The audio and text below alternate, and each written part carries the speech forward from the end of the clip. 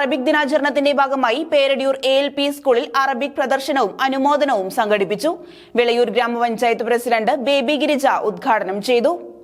അന്താരാഷ്ട്ര അറബിക് ദിനാചരണത്തിന്റെ ഭാഗമായാണ് പേരടിയൂർ ALP സ്കൂളിൽ അറബിക് പ്രദർശനവും അനുമോദനവും സംഘടിപ്പിച്ചത്. വിളയൂർ ഗ്രാമപഞ്ചായത്ത് പ്രസിഡന്റ് ബേബി ഗിരിജ പരിപാടിയുടെ ഉദ്ഘാടനം നിർവഹിച്ചു.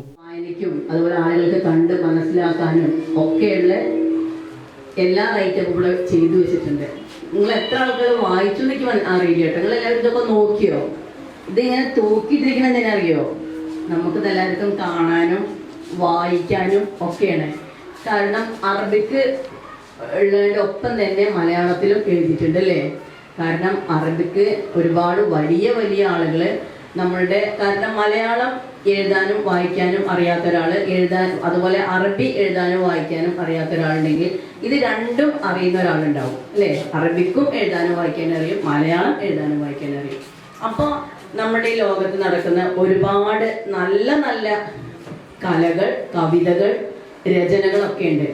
അതൊക്കെ മൊഴി മാറ്റം ചെയ്യുക, അല്ലെങ്കിൽ നമ്മൾ വേറെ വിവർത്തനം ചെയ്യാന്നൊക്കെ ഉണ്ടാവും അല്ലേ?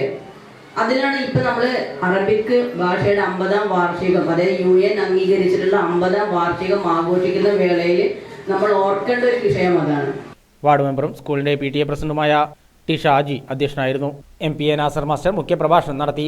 2024 ജനുവരിയിൽ കൊല്ലത്ത് വെച്ച് നടക്കുന്ന സംസ്ഥാന കലോത്സവത്തിന്റെ ലോഗോ നിർമ്മിച്ച അബ്ദുസമദ് മാസ്റ്റർക്ക് സ്കൂൾ PTA സഹപ്രവർത്തകരുടെയും സ്നേഹാദരം PTA പ്രസിഡന്റ് നൽകി. MPTA president Prajitha, M Manoj master, Smitha teacher, Sheeja teacher, Salman master തുടങ്ങിയവർ പങ്കെടുത്ത് സംസാരിച്ചു.